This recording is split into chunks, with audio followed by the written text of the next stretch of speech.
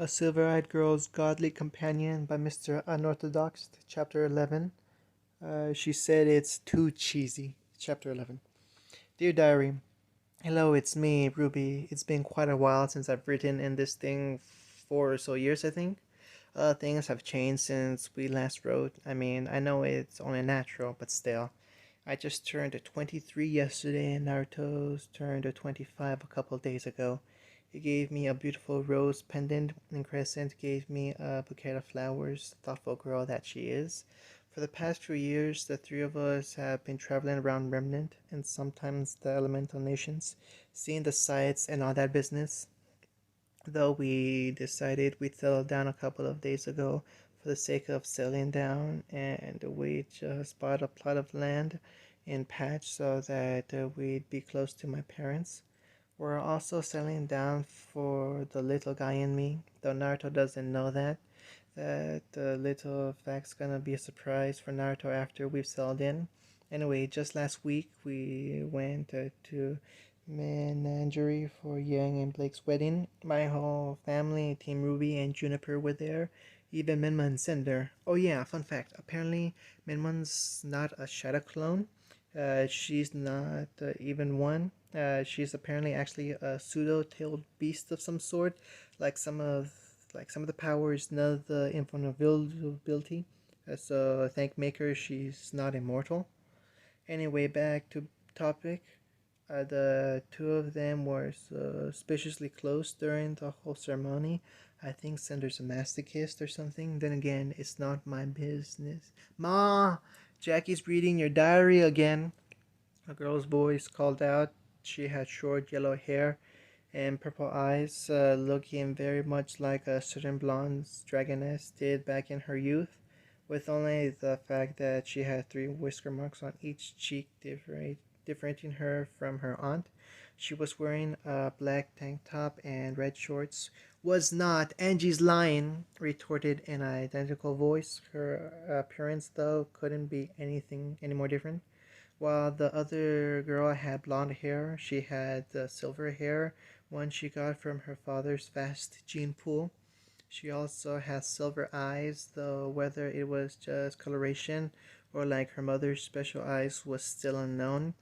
The only thing that would have people associating them with each other were their shared whisker marks, while that and the fact that they always wear the same type of clothes. Anyways, back to two arguing children. No, I wasn't. You're the one who's lying. Am not. Am so. Am not. Girls! An eerie voice called down, her tone quiet as it was. A drowning the noise coming from the television from behind her. Didn't I say not to fight with each other? Yeah. Mm-hmm. Were the answers of the two little girls, their eyes glued to the shuffling feet. Now, Jackie, give me that diary, she said, right hand stretched with the other resting on her hips.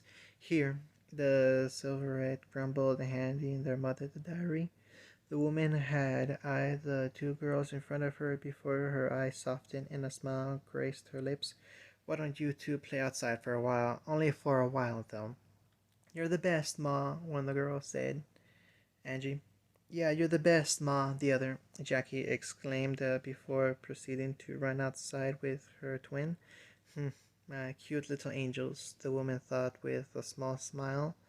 With her short, dark red hair, silver eyes, and a pale skin, despite any and all attempts at a tan, one could easily identify this woman as none other than Ruby Rose Uzumaki. The now 35-year-old woman was wearing a blood-red long-sleeved turtleneck, black jeans, and black socks, which she'd normally pair with black combat boots. With her old belt around her hips, aside from the belt, the only other accessory from her previous outfit that she was still using was her black and red cape. There's also her now completely weaponized the Crimson Maiden suit, which is currently stationed in her and Naruto's room. Though it wasn't only her clothes that changed, but also her looks. Ruby, throughout the years, went through 5 feet and 2 inches to 5 feet and 9 inches, and her bust size increased a cup or two because of pregnancy. Pregnancy. She now went through two of those and is a happy mother to three more daughters. One blue eyed, red haired 15-year-old who'll be home later tonight with the twins, 8. Those were hard times, but she enjoyed every minute of it with her husband. It looks like the stalemate between Fiora Rose Uzumaki and Thea Arc continues. What a display of skills, folks. Looks like the television cut her thoughts as she cut it off too. Not literally, of course, but still. Another tie against Para and John's daughter. She mused, setting down the remote and sitting down on a nearby chair, with a small smile from before getting bigger. Again, my oh my, skilled little girls. She relaxed in her seat, eyes closed and arms crossed, and simply enjoyed the very rare peace and quiet outside the house. Hey, hey, bet you can't do this. Jackie, or rather Jacqueline Rose Uzumaki told her twin before performing a handstand. Ha, bet you I can, the other Angie. Or Evangelion Rose Uzumaki responded, copying what her technically younger sister did, before smiling proudly. Ha, told you I could. Before Jackie could retort, a hand suddenly grabbed them by the ankle, making them gasp in surprise and lift them off the ground, the two of them hanging limply.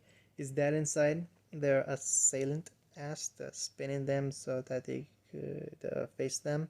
The young woman, for they were definitely of the fairer sex, had straight long hair the color of red, with the ends curling outwards, giving it the appearance of a flower. She stood at 5 feet and 5 inches, has bluish silver eyes and pale skin with whisker marks and adorning her cheeks.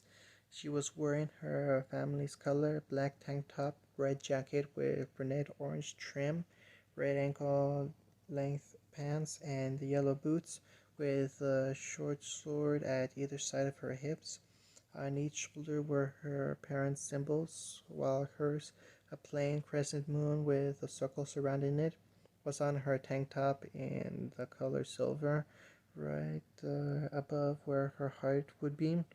Her name's Crescent Rose Uzumaki, 20 years of age, daughter of a god, though some would say the god, and a huntsman, daughter of a snake sage, goddaughter of a snake sage slash former dictator, twin short sword expert, huntswoman, and finally former gynoid.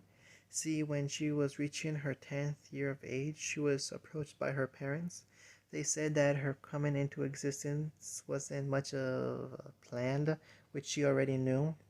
They weren't really truly expecting her level of emotions and awareness, weren't expecting her to be so human. Back then, the fact that they gave sentience to a weapon only made them proud. After a few years, though, that pride was accompanied by another emotion, guilt. Guilty in the fact that they know what she'll never truly experience what being a human is, no matter how like she is. And the fact that they burdened her with practical immortality, so in the same day her father asked if she wanted to be a real human or not. Needless to say, she didn't decline the offer. Nuh-uh, Papa's not home yet. Pa's still not home, the twins responded, both still hanging from their ankles. From their position, they noticed an orange-haired individual behind their 20-year-old sister, one who they're both familiar with. Hello, Miss Paladina. Hello, Miss Paladina. The twins greeted in sync, having merely at their guest from their hanging position, waving. Salutations, progenies of Lord Naruto and Lady Ruby. It is nice to see you both once again, Penny greeted back enthusiastically, stepping out of Crescent's shadow, literally, of course. She then turned her attention away from the twins and towards the garden. You have such a lovely garden. Thank you, Crescent replied through a wry smile. Her thoughts were along the lines of, you always say that. Freeing her mind from the distracting thoughts, she walked towards the front door and invited the Orangette in. though not before freeing the two little girls from her hold. Let's wait inside. That'll probably take a while. The two then went inside, leaving a younger pair outside. They were grinning toothy grins while eyeing a tree. Hey, betcha can't climb that tree faster than me. I betcha I can. Later, late evening. I'm home, a voice called out. Sorry I'm late. Menma held Penny. What are you doing here? The speaker, upon walking into the living room, was revealed to be a 37-year-old Naruto Uzumaki. Uh, 20 years after his attire changed drastically, his former go-to cloak or bodysuit combo was now replaced by a much simpler blood red long-sleeve t-shirt and black pants with his ever-present whisker marks, his tail swaying lazily behind him, his pair of horns gleaming proudly atop his head, and his ever-activated upper bloodline. Aside from those four familiar traits, nearly everything else changed about him. His body, which was already defined ever since he was 16, lost what little remained of unneeded fat, his weight, which now grew up to 6 feet and 5 inches, and finally his hair, which reached his buttocks when he was 17, was now cut short, reaching only down to his shoulders, though it was still unkept and it kept its vibrant sunshine yellow color. Needless to say, he attracts the eyes of teenage girls like a brothel attracts Jiraiya. Greetings, Lord Naruto. Penny started off, coming to a stand from her sitting position at the couch. It's very nice to see you. Yeah, it's nice to see you too, he replied back, left hand scratching at the side of his jaw. The eyes roaming the room, he spotted the three more familiar faces, one being his wife for 20 years and the two his daughters. Hey, Dan, waved Crescent lazily at her father with a grin from her position in the couch.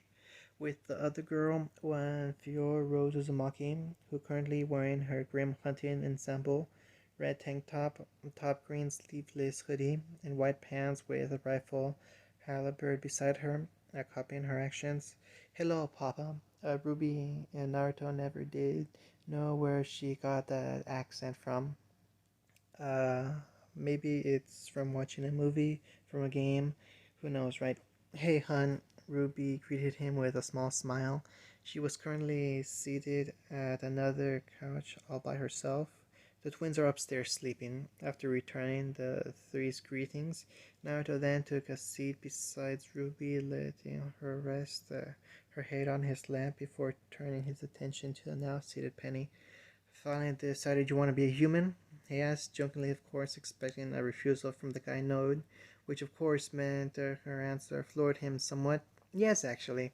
She started out with her usual chipper tone before suddenly gaining a shy blush.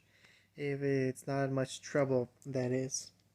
Despite the unexpected answer, Naruto nonetheless smiled reassuringly at the ginger. No, it's no trouble at all. Though what about your position in the military? Understanding at what he's getting at, she merely blinked and smiled. She was, after all was said and done, technically the property of the Atlas Army, a weapon, so to speak. Which is exactly the reason as to why she refused his previous proposal in the first place, because she couldn't. Though that was back then, General Schnee decided to dismiss me from the ranks. Though her reasons were unclear, I don't even think they have a replacement for me. Nonetheless, I am very thankful for her actions, for I am now have a chance to perform and experience human activities such as eating, sleeping, dreaming, and bathing. Also masturbating, which from what I am told by friend Crescent is very pleasurable. Glancing at his wide-eyed daughter, one who's looking at the eldest while said eldest was blushing slightly, and sharing a look with his wife, Naruto wiped the surprised look on his face and exchanged it for a happy grin. That's nice of Winter. I'm glad for her. Now it's quite late, and even though the procedure won't last too long, I think it's better if you bunk with Crescent for the night, yeah? and she can teach you about anything you'd like to know, including masturbation. Penny asked, her happy inquiry tone in contrast with Crescent's flushed yet dumbfounded expression. Yes, that too. Naruto confirmed, glancing at Crescent with amused eyes. With Ruby and Fior doing the same, he then stood up, Ruby standing up with him, and walked out the living room, beckoning Penny to follow. Come on, the sooner we start, the sooner we'll finish. Midnight. Hey, Diary, it's Naruto. Well, it's been so long now since my last entry. A couple of years, I believe. 3 or so, I think. Anyway, I have so much to write about. It's been 4.5 years since Ruby's graduation and present. Ruby and I have been traveling ever since, visiting friends and the like ever chance we get. We make sure we visit on special occasions though, like say birthdays, anniversaries, weddings, etc. Speaking of Nora and Ren, they got married just a year or so ago, with Nora taking up Ren's surname. Here I was thinking John and Pyra would be the ones who would be married first. Anyway, the three of Ma! Jackie's reading your diary again. Guess who that is? Before Jacqueline could retort, the scream back really. A bright flash suddenly shone in the room. Again? Seriously, if you wanted a diary, you should have just asked, Princess. Papa, Evangelion enthusiastically greeted her father, tackling him with a hug. I don't want a diary, Jacqueline pouted before, but nonetheless greeted Naruto with a hug as well. You two should be sleeping now, it's late, and everyone's already dozing off. Naruto admonished the two girls softly, returning the hug while looking pointedly at Jacqueline before shifting his gaze to Evangelion, who was about to point her little finger at her silverette twin.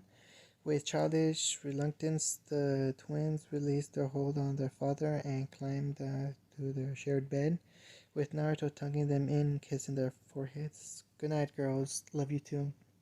Good night, Pa. Love you too. Good night, Pa. Love you too. Master bedroom. Ruby, who was currently sitting on the side of the bed, brushing her short red hair, felt the mattress shift under familiar weight. Why that girl likes reading our diary, I don't know. Sitting down to brush on the bedside drawer, Ruby lied down aside her husband, her back against his chest. I think she just likes reading about our adventures. Despite not being able to see his face, Ruby knew he was currently wearing a questioning expression. We tell her stories about those, and we didn't even write that much in that thing to begin with. Her whisper yelled. He whisper yelled. Don't yell at my ears, she admonished, pinching in his thighs. Sorry, Naruto whispered apologetically, his eyes then widened slightly upon realization. I didn't take the diary from Jackie. Let it be. Ruby waved off the problem. Just get it tomorrow. A moment of silence then passed by the Rose Uzumaki couple, with the two neither drowsy nor tired, only enjoying the serene quiet. Hey, hun? Ruby intoned suddenly, snuggling deeper into her husband. Yeah, Naruto asked, arms pleasantly entangling around his wife. I want to have sex. Next day, early morning, kitchen area. It was a delightful, chilly morning, cold enough to be refreshing, but not much to be uncomfortable. The air was as fresh as it could be, and if one were to venture outside, they'd see the grass glistening with morning dew. It was at this time one Naruto Rose Uzumaki could be seen humming by the stove, fixing breakfast for his family and guests, with his wife nursing a cup of milk at the table, with the both of them wearing a small smile. Think they heard us last night? Ruby asked quietly through her drink. I don't think so. Naruto responded, flipping some pancakes on a pan. Activate the seals, remembered? Ah, yes. That was a small passing of companionable silence, with a slight sizzling of the pan, and Ruby sipping being the only noises invading their ears as the two of them basked in the wonderful feeling of morning after. 6. In it wonderful? Hey, Diary, it's me. And I've something very important to write about. Ruby's graduating today. She's graduating in a few more weeks. I'm so happy for her. It's been 4 years since she entered Beacon Academy, and she's improved much since then. Everyone did, actually. It's also been 4 years since we met and we were married. Just celebrated our anniversary a few weeks ago, actually. Wow, 4 years. It feels like it was only yesterday when we met. Just wow. I feel so damn lucky to be married to such a wonderful woman, you know. She's sweet, caring, beautiful, understanding, and above all, kind. Rubin, I know you're reading this, and I know that you'll probably tease future me about it, but I'm still gonna write it. You think that my smiles are nice, but I think you are beautifully magnificent. You say that my laughter sounds lively, but I say yours are angelic and pure. You speak of how lucky you are being married to a god, but I think it should be I who's speaking of how lucky I am for marrying you, a goddess in every meaning of the word. So thank you for loving me and for giving me the chance to love you. Your so called godly companion, I will love you always. P.S. I know I should have written that on an actual piece of paper and not in a diary, but bear with me. Yeah, a squeal of a little girl could be heard resonating inside a room, followed by the muffled sound of fists hitting a pillow. That's so romantic. Ma, Pa, Jackie's reading your diary again. Was not. Kitchen. I guess peace and quiet's too much to ask for. Naruto mumbles, now frying his 12 pancake. You know you love us, Ruby stated, an amused smile plastered on her face. Yeah, I do, actually. He responded with his own smile before noticing two sets of footsteps coming nearer. Good morning, Crescent. Penny, sleep well? Yeah, replied the half-asleep Crescent before taking a seat at the table. Yes, I did, responded Penny through a yawn. Thank you for asking. As chatter began to slowly fill the room, Naruto couldn't help but let out a smile of contentment.